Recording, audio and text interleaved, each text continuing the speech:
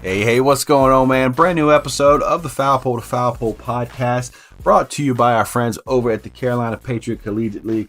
If you haven't had a chance to check them out yet, man, check it out. It's cpatriotcl.com. Brand new summer softball league coming to the Carolinas during the months of June and July. Going to have incoming college freshmen looking to get their feet wet in the college game. You've got kids in the transfer portal looking for a new home. Then you've got other ones that are just looking to stay sharp. There's a lot going on. Go check it out, cpatriotcl.com. You can register, or fans, you can stay up to date with all the information.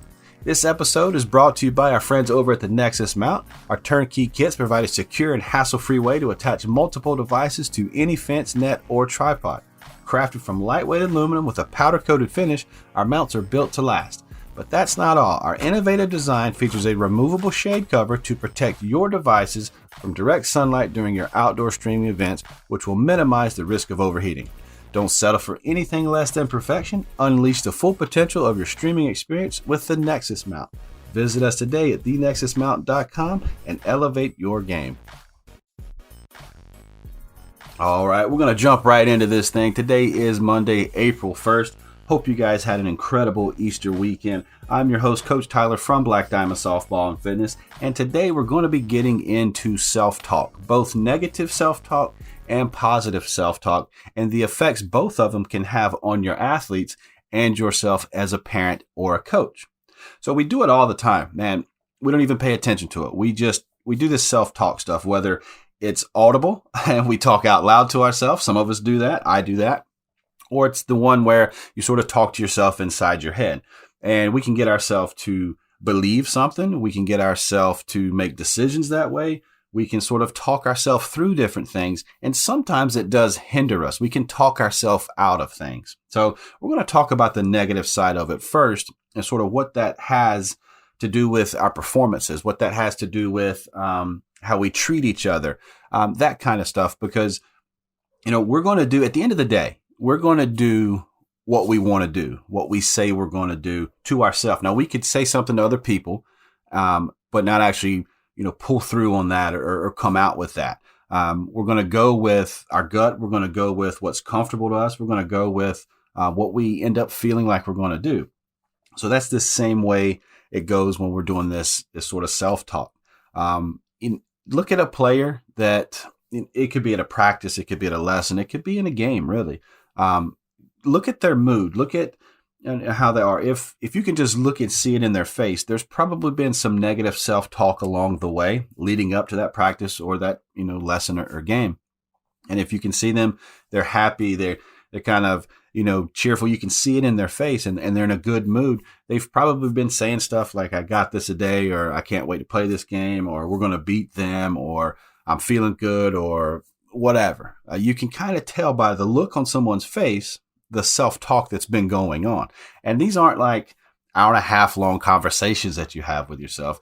These are like those 10 to 15 seconds or maybe a minute long sort of just, could be down in the dumps or could be, high in the clouds. It just depends on how they've sort of practiced this self-talk. This isn't something that, comes out of nowhere. You can't be positive self-talk and negative self-talk 50-50. If you're more on that side of the negative self-talk, you probably don't do a whole lot of positive stuff. And in the same thing, if you're more positive, you don't think about the negative stuff as much. So with our athletes, parents and coaches, when you're talking to them, sort of reestablish why we do this, why we play the game. Remember, go take it back to when you first started, how much fun it was, whether you started at 6 years old or you started at 10 years old. There is something that made you want to play this game. There's something that was fun about it. Being with your friends, competing with yourself, competing with others, that joy of learning something, whatever made you have this positive feeling of, hey, this is why I want to keep doing it. And I compare a lot of this stuff in my lessons to playing golf or fishing. I'm not good at either, but I like to do both, because when you play golf and you hit that really good drive or you hit that really good chip shot, it makes you want to keep coming back, even though you just put 2 8s on your scorecard 2 holes ago. Or you finally birdie a hole and you're like, I can do this. And then that next time you're on the tee box, you shank one into the woods and you're like, oh God, here we go again. That's just how it goes. And it's just like fishing. It's not called catching. You don't know if you're going to catch a fish. I mean, there are some really good anglers out there that know that they're going to, just from experience. They know the fishing hole, they know the lure, they know whatever. They're the fish whisperer, and they can go out there and catch a fish pretty much any time. Well, if you're like me, I don't fish enough, so it's a chance every time I'm going to catch something or I'm not going to catch something. But when I do catch something, it makes me want to go back and fish again. It's like, hey, I can do this. I did whatever was right. Whatever. And so if we take that and we put that into sports, you got a kid that, just strikes out. You take their 10 at bats and they strike out half of those times. The other 2 times they roll over and ground out to shortstop. And then they pop up to the third baseman. And then their last 2 at bats, maybe they get a dribbler, an error on the infield. And then finally that 10th at bat, they hit one through the hole out there in the left field. That moment, they realize, like, hey, you know what? I can do this. I can do this. But what happens when we get back into talking about self-talk is we almost always will talk ourselves out of performing to our best ability, giving our all, because we have this thought that lingers in, well, it doesn't really matter if I try or not, I'm not going to succeed. It doesn't really matter if I give my all or not, because I'm not good enough, or I can't do it, or I'm just going to get out, or I'm just going to let people down. If that stays in our kids' minds, and that's all they feel, and they're never pulled out of that. And that's our job as coaches and parents. We've got to pull them out of that, and we can see that. But we may not hear them say that. We may not, they may not come to us and tell us the honesty about their self-talk. So what we have to do is lay it on thick for them all the time, because they're thinking it. They're just maybe not talking about it as much. So you have to let them know. Every interaction after a ball game is you got to let them know, hey, I love watching you compete. I love watching you play. Hey, it didn't go your way today like you wanted it to, but that's why we keep going, because there's going to be days where it's going to go your way. We keep putting in that positive reassurance for them, and eventually that takes over that negative self-talk. But let's face it, man, when you're dealing with kids that are in the ages of 10 to 20s, whatever, even college athletes, that negative self-talk creeps in constantly. And like the other day, I talked to Kirsten Roos. We were talking about that at the college level. Some of these girls have never faced it enough to where that adversity, hits them all the time. So when they get to college as a freshman, or maybe their redshirt freshman year, they're finally facing some of this, high-end top competition where they're not, the best athlete on the field. If that's the first time they're facing it, man, you got 50-50 whichever way you're going to go. Either you're going to crumble and be like, oh my goodness, I can't do this, or you're going to rise to the occasion and you're going to continue to get better. Well, if you have negative self-talk, you're not going to get better. You're not going to want to get better. You're just going to want to sit in it. If that negative self-talk takes over, and it will take you out of it. I've talked to plenty of athletes that have dealt with it for a couple of months, a couple of, seasons. I talked to RT Cantillo not too long ago, and she was shutting down, and it kind of, everything just sort of snowballed. Did bad on a test, had an argument with a friend, couldn't really get it together on the ball field. And it's like, hey, wait a minute, I've got to reset everything. And you have to change that into a positive. And sometimes when, everything you look at or everything you feel or every impression that you have is negative, it is hard to find that positivity. So a couple of things that we can tell our athletes to stay on that positive side is, look, this game of softball, just like baseball, is a game of failure. Errors are built into this thing, man. Look how fast the game is played. Watch the college game. Watch the Olympic level stuff. Watch the international stuff. There are errors on the defense every game. There is something that happens. There's a poor throw. There's a bad bounce. There's an umpire call. There is something during the game that has this sort of negative effect on things. It just is a part of it. And it's hard to accept it, but you have to accept it. It's just how it is. But it's also a built-in, almost get out of jail free card. Okay. You can have a 99.9 fielding percentage. Okay. So 1,000 balls you fielded correctly, and 999 of those balls you fielded correctly. And then on a backhand where you got to it, but it came out of your glove as you were about to make a throw, It's an error. It goes down. That's all you're going to think about. That is it, man. So for the next few days or few games or few weeks, that's going to stick in your mind because you don't want to make that error again. No one pays attention to the 999 that you fielded correctly before. You don't feel it. You like, it's just a routine play for you, but it stands out to you and to everybody that this error was made. It's out of character. It just doesn't happen enough. It's almost like we know the sun rises. If you live in areas where the sun doesn't rise certain times of the year, some certain time of the year, you don't have to pay attention to it. But, the sun rises every day, right? And then all of a sudden, the sun doesn't rise today. It's going to stick out. You're going to pay attention to it. Like, well, wait a minute. So the next few days after that, you're thinking, I'm wondering if the sun's going to come up today. Wonder if the sun's going to come up. That's the way it is when we talk to softball. Now, I know that's a crazy analogy, but it has that same effect, honestly. When we're thinking about how I usually make this play all day, every day, and then now all of a sudden I couldn't make that play, it shakes your confidence. It makes you think about things, right? So if you go into it like, all I have to do, only thing I can control is my attitude and my effort. Stay positive as much as I can and give my all as much as I can. That's it. I know there's going to be times where you're down in the dumps, but you got to pick yourself back up because you're going to learn from that and you're going to teach from that and you're learning from experience so that later on in life, whether it's at work, whether it's with your kids, whether it's you coaching, whether it's you teaching, whatever it is, you can teach from experience of, hey, I had some tough times here. At some point you're going to have job interviews and they're going to ask you a question. Tell us about a time where things weren't going your way and you had to overcome that. Okay, so they don't know you from Steve, right? But they know just on sheer percentages that at some point in your life, you had to deal with something that wasn't the greatest, and they want to know how you overcame that, how you felt, because everyone does. And whatever you're doing, man, you could be a world-class yarn spinner. You could spin the best yarn ever. But for some reason today, you couldn't get it to spin right. Okay, you could be the best bus driver ever in the world. No incidences, no accidents for whatever reason. And then for today, for some reason, you hit a curb. You cut the turn too sharp and you hit a curb. You're going to pay attention to hitting that curb for the rest of your time driving over there until eventually you get past it. So when you strike out in a game, it's going to be in your head like, oh crap, I just struck out my last at bat. And it could paralyze you to where you're like, man, I just don't want to strike out this time. I'm not going to swing hard. I just want to put the ball in play because I can't strike out again because my mom or my dad or whoever, my coach, somebody is going to get mad at me for striking out. That's just in your brain.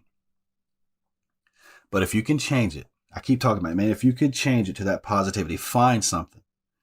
You woke up on time this morning. That helps you build some confidence. I studied for the test last night. Build you some confidence. I am preparing for this. I'm preparing for that. I've put the work in on the practice field.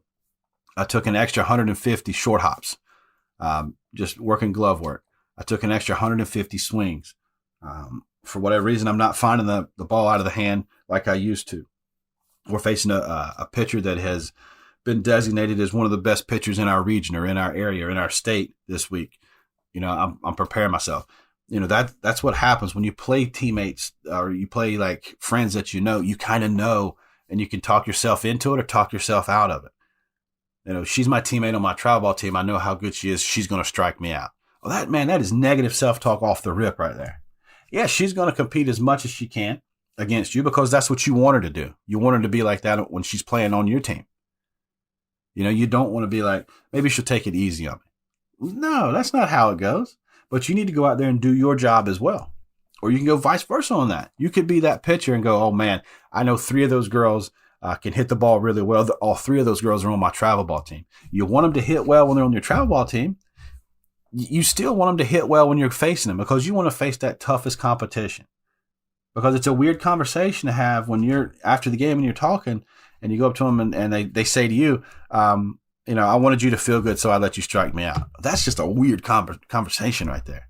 Or you as a pitcher, you tell them, yeah, I just threw you pitches right down the middle because I wanted you to get a hit. Man, that don't happen. Like we don't do that. So that attitude and effort along with that self-talk. If you can stay positive and just fall in love with giving your all.